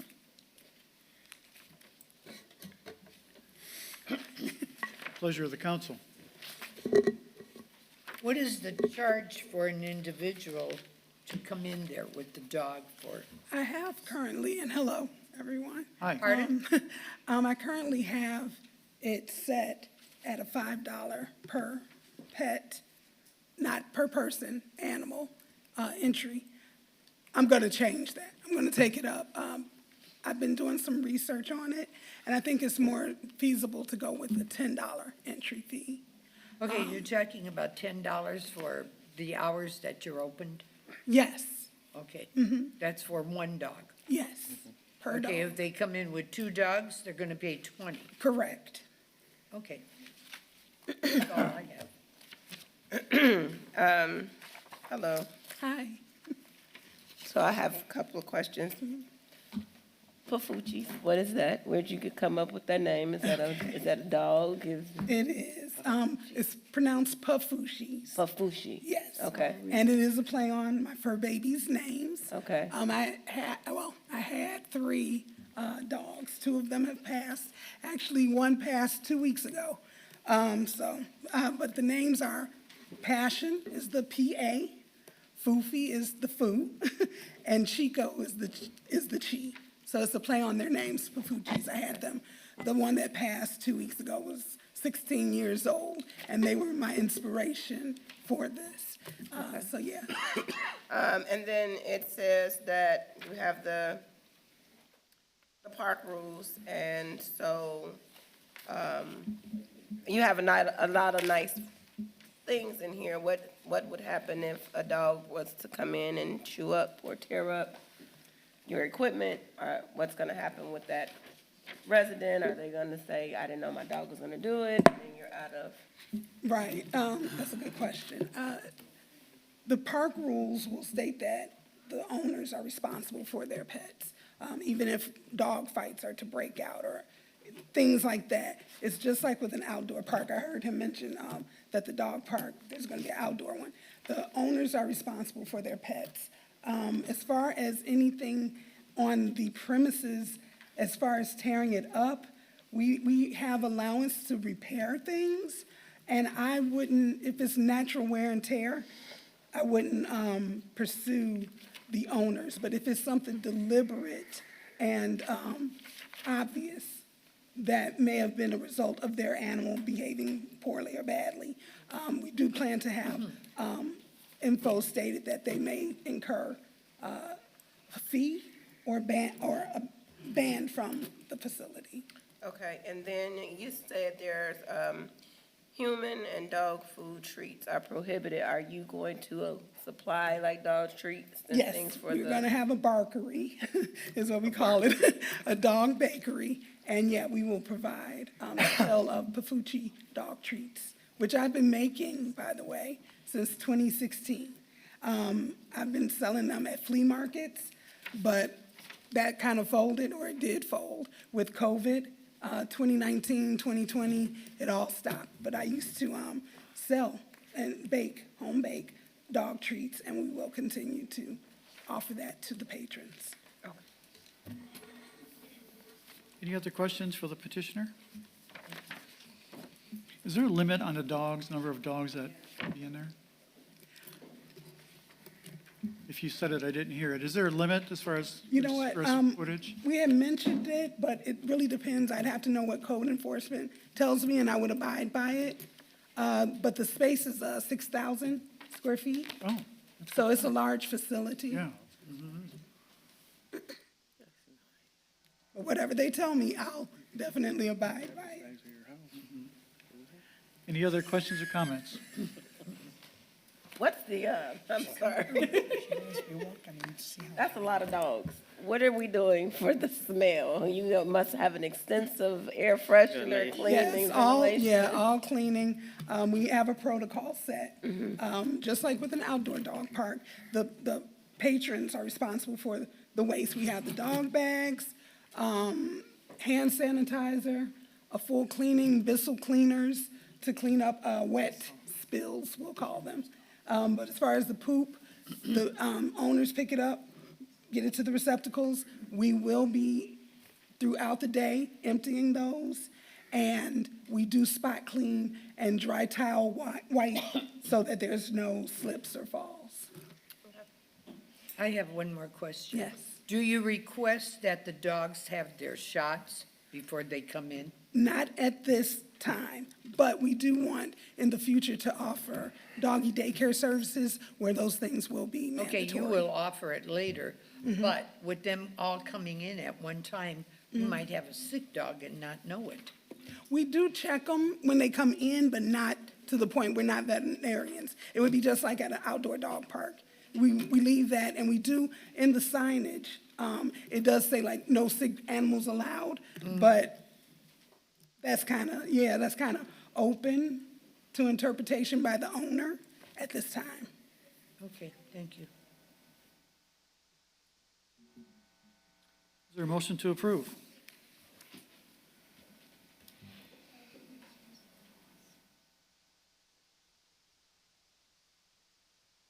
Motion, counselors? Keisha, you said this is in Ms. Hardaway's ward, and was at the BZA? She wasn't at the BZA, but I emailed her the entire petition. And her response was? Thank you, I got it. Okay, She I guess that's didn't- polite. Just to answer the question, she didn't have any questions about it, and she didn't say that it was something that she did not want. And were there any remonstrators at the BZA? No. No, okay. Mr. President, I'll make a motion to approve. Do we have a number on this? I guess not. To approve the indoor dog park. That's good enough. We're all on the same page here now. Z. Leona, second? Yes. We would hate to say something and be sure against it. That's why I wanted to double check and see what her thoughts were in her ward. She did not indicate that she would be against it. No. Any questions on the motion, counselors? Mr. January, roll call, please. Sure. Councilwoman Haynes Edwards. Aye. Councilwoman Chandler Felton. Aye. Councilwoman Uselak. Yes. Councilman Pettit. Yes. President Bella. Aye. 5 in favor. Congratulations and good luck, ma'am. Thank you. Congratulations. Mr. President, we have one large gathering. Dogs out. We have one large gathering application this evening, and it is for St. Elijah Serbian Orthodox Cathedral located at 8700 Taft Street, and they are seeking their large gathering. This event will be held Saturday, July 19th, 2025, from 12 p.m. to 12 a.m., and Sunday, July 20th, 2025, from 12 p.m. to 5 p.m. The event is held to raise funds for the church. Approximately 300 to 500 are expected to attend daily. The event will be held solely outside as the hall will be closed. There will be 575 parking spaces available and accessible from paved public streets. Drinking water will be available for all attendees, plus faucets and spigots. There will be 5 male toilets facilities and 6 female toilet facilities, which will be maintained by Bruce Septic. There will also be 3 dumpsters and 10 to 12 trash containers on site. Those will be maintained by Ileana Disposal. There will be no camping or overnight stays. Entertainment will be provided by 1 tambourine band and 1 3-person band both days. Alcohol will be served at this event. The petitioner has supplied the amusement and entertainment permit as well as their liquor and catering licenses. Security will be provided by Centuria Security Agency. Thank you, Sheila. Yes. I make a motion to approve. Second. A motion by Mrs. Uselak with a second by Mr. Pettit for approval. I think we do this festival year. each year, don't Every we? year, right. Chief, has there ever been problems there? There's a large crowd, but it's always If behaved. there's ever been any I problem. got married there. Did you really? Okay. Sure did. Any other questions or comments? Summertime festivals are here, so. Yep. Mr. Jeremy, roll call, please. Sure, Mr. President. Councilwoman Haynes Edwards. Aye. Councilwoman Chandler Felton. Aye. Councilwoman Uselak. Yes. Councilman Pettit. Yes. President Bella. Aye. 5 in favor. 5 in favor, motion carries. Moving on tonight to public comment. If you'd like to make a comment, please approach the podium, state your name and address for the record, and we allow 3 minutes. Hello again. I'm Jennifer Lukowski, 9382 Shelby Lane, Crown Point, Indiana. I come to you to apologize. As many of you, as you know, I have been battling with the school system for my child. I am coming to you, thank you, Councilman Shi. She did come to the last school board meeting. I am trying to find my way for my child. I have been slandered, defamation of my character, all because I went live, because I want people to see the truth. You all have seen it. Councilwoman she got to see my daughter. You know, the one thing I've not done was say anything about money, right? But I'm asking any of you, this coming school board meeting, please come and stand with me. Please do not stand behind me. It is not a fight that's over. And I truly, from the bottom of my heart, I apologize. I don't know which way to go. I have filed every complaint throughout the entire school year. I have filed with the IDOE, the OCR, the IDR, and now I've taken it a step further. I will not stop. My child, like I said, is not the only medically fragile child. A lot of families are afraid, and we are a town, right? We are a team. It takes a village to raise our children, correct? So I'm asking you, at the next school board, can we please join together? Please stand with me, and not behind me, but with me. With my child, Sophia O'Reilly, who is 7 years old and deserves it as much as any other child in this entire town, anywhere, correct? I'm pleading with you, I'm begging. I know I came really hard at you guys in the beginning. I'm broken. I have been accused of being under the influence by Merrillville staff. I have been saying that I am the reason my child has been not allowed to be going to the school. Mr. Suggs has verbally attacked me on 2 different accounts with multiple witnesses available. 3 of them were at the high school when he called my cell phone, and I was in the main office, and one of the higher-ups had to take me into his office after hearing the conversation. The other one was with my daughter and a fellow coworker who heard the communication back and forth and heard how he was talking. I'm begging. Please don't allow me to walk this walk by myself. We're a town.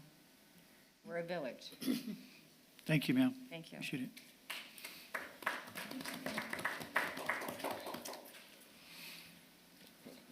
Good evening. Thank you for the time for me to address the council. My name is Donna Reddix, and I live at 540 West 56th Avenue in Merrillville. My house is on the corner of 56th Avenue and 55th Lane. I have voiced my concerns over the last 4 years regarding a fall hazard on 55th Lane. The sidewalk is cracked, and the water company has those covers there. They're exposed.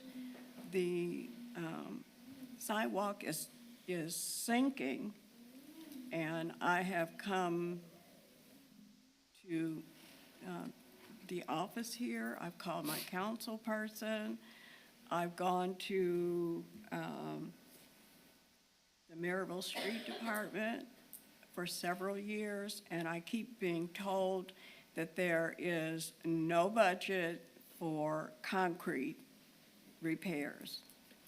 In addition, the water company has come out and they said that there's no issue with no leaks or anything.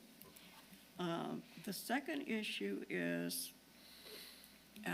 the trees on 55th Lane were removed, which we really appreciated that.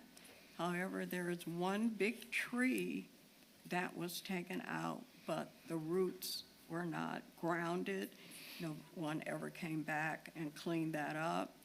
And in addition to the sidewalk sinking, the sidewalk where that big tree was, it's raised up because of the, I guess, the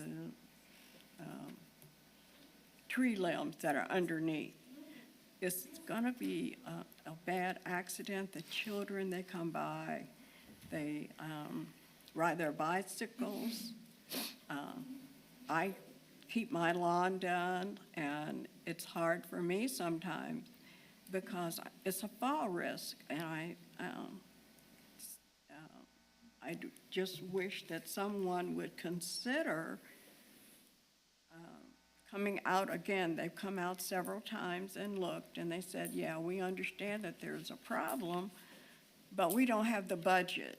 But I see that there's things that are being done in Merrillville, but this is really a problem for the neighborhood, for my house, for the children, for my neighbors. And I would appreciate if someone could please at least look at it again so that the city or the town doesn't have any liability because someone has gotten hurt. Thank you for your time. Thank you. Steve? Brian Nussart, 68th Place. I'd like to share some thoughts on the pay. Mr. Griffin was very reticent to give it the salary number, but I would like to point out that we should consider we get what we pay for, and sometimes we get a lot more than what we're actually paying for. And I think as a town, we need to start considering finding ways and mechanisms to pay our people and our staff better. The police and the fire, they're always doing an awesome job, but there's people who work in the office like Linda and in Sheila's office and in the other offices, the Parks Department. We really need to start lavishing a little bit more pay on our people so that we are always attracting the best and the brightest, and we're retaining the best and the brightest. And so we should never be shy, and sometimes it is awkward to talk about these things, but Councilwoman, she is correct. You know, even the council people should be able to be compensated a little bit for their time. A lot of you put a lot of time in, so we should start thinking about the people behind the number and starting to compensate well for, you know, what we do. We are Indiana's largest town. We should start, you know, thinking about doing better things. I appreciate hearing about the fire station going forward. And I especially like hearing about the Parks Board and having another opportunity for residents to be involved and push our community forward. That's what we really need. We need opportunities for the residents to take ownership and help you guys out. So big kudos to you guys. Thank you. Thanks to Steve King for the branch pickups. I know you guys have been out there, so make sure your people know that we appreciate that. Thank you. Thank you, sir. Good evening, everyone. Good evening. My name is Kimberly K. Collins, and I live on West 59th Place. I actually had not intended to speak today, but I am definitely compelled to after the first resident got up to speak. Is your name Jennifer? Okay, so I just know her as Nina Davis because that's what she uses on social media. And I just wanted to set the record straight. First and foremost, I will say, as always, I am speaking for myself, as Kimberly Collins, as a resident of Merrillville, as well as a taxpayer. And my concern, as I feel the need to speak because in my opinion, Miss Jennifer, also known as Nina Davis, credibility is pretty much shot because different things that she said publicly on social media, specifically that Merrillville community page. And I was, in fact, accused by Miss Davis as being a representative of Merrillville schools, which is not true. What she referenced when she stood here and said that she was accused of being under the influence by a school employee was not accurate. What she was referring to was a comment that I, in fact, made after seeing the comments that she made on that very same page, bashing our school district, which I think is phenomenal, bashing our leadership with the school district. And it just seemed to be a little far-fetched to me. So my question was, when she was talking about being made to leave, and just based on my experience as in law enforcement of 20-plus years, my question was what her actions or her behavior, how that may have attributed to what happened, and if she was asked to leave. And I asked the question, was it an issue with her being impaired, if she was under the influence of anything of that nature? So I wanted to make sure that that was clarified. And again, the information that she was posted, I had to, in fact, tell her to stop tagging me because she wanted to reference my ignorance, which I am not. I actually hold 3 degrees, and I am very intelligent. I asked a question for a reason. Kimberly, address the council, please. Okay, I just wanted, okay.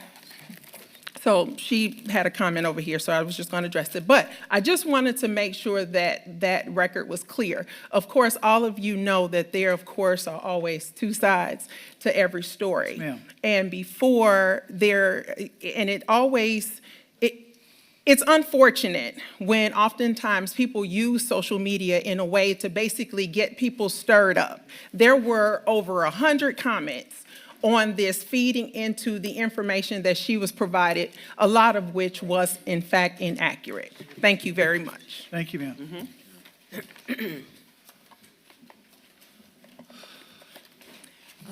Helene Perro, 7860 Wright Street, Foxmore subdivision.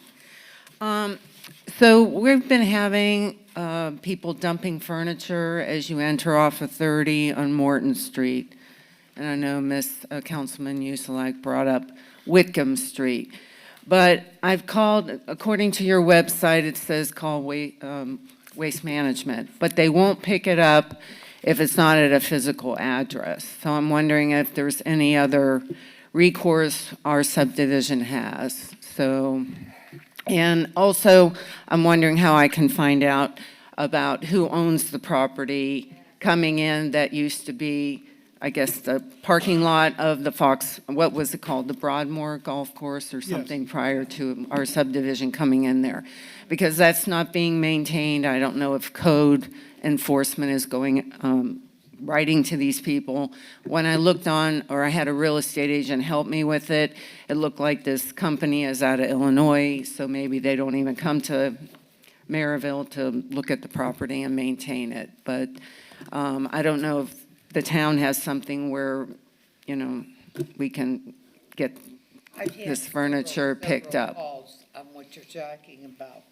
And that's why I brought up tonight about all the trash that's being left in that area. Yeah, but you mentioned Whitcomb. This is coming in on Morton Yeah, Street. you're coming in on Morton through Crescent Lake, correct?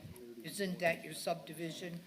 No, we're coming in off Morton and Oh, you're coming 30. in off of 30? Yeah, Route 30? Morton Street. Oh, Foxmore, yeah, because Morton runs through Yes, Crescent. but is there a available resource through the town that either we could have somebody load it up in their truck and bring it? I don't know. I'm just looking. It's just really making our subdivision look terrible. Yeah, so can I address this real quick? August Manor. So this was actually brought to my attention this afternoon by code enforcement that there was a couch on the property. Okay. Once the photograph got to me from code enforcement, somebody, whoever it was, took that couch and drug it out on Morton Street. We found that out later on this afternoon. Yeah, and there was an organ too, I believe. Organ? No, old I didn't know dilapidated. about Somebody the just organ. left an organ there. Well, if it's in the roadway now, we've got to go pick it up. We'll get it first thing in the morning, but we were made aware of it late this afternoon that it's in the road, so. Okay, thank you very much. Thank you, ma'am. For announcements tonight, at Town Council meeting, next one is June 24th at 6:30. The RDC meeting is also the same date at 6 o'clock. The 4th of July parade starting 11 o'clock going south down Broadway from 79th. And the job fair, as mentioned tonight, is July 30th from 11:30 to 2:30 at the Dean and Barbara White Community Center. What parking lot is that, where they start with the parade? They're starting at the Greek Church and going down 80th, right? Okay, they're going from the Greek church down north, going. No, going to Broadway and then north. Okay, but it is in the parking lot of the Greek church, correct? That's just the staging area. That's where we're meeting. That's where we'll meet. Right, right. Thank you. I'll meet you there, Margie. Okay, I appreciate it, Don. Does anybody have a Snickers bar for Mrs.? Bring me a turkey Candy. sandwich, She's gonna Marge. have to go buy some candy at Gordon's. Lunch is on Sean. I always bring Plus the my food own and beverage candy. I bring my own candy. With no objection, I'll Motion to adjourn. Second. Parade forever. Yes, we have.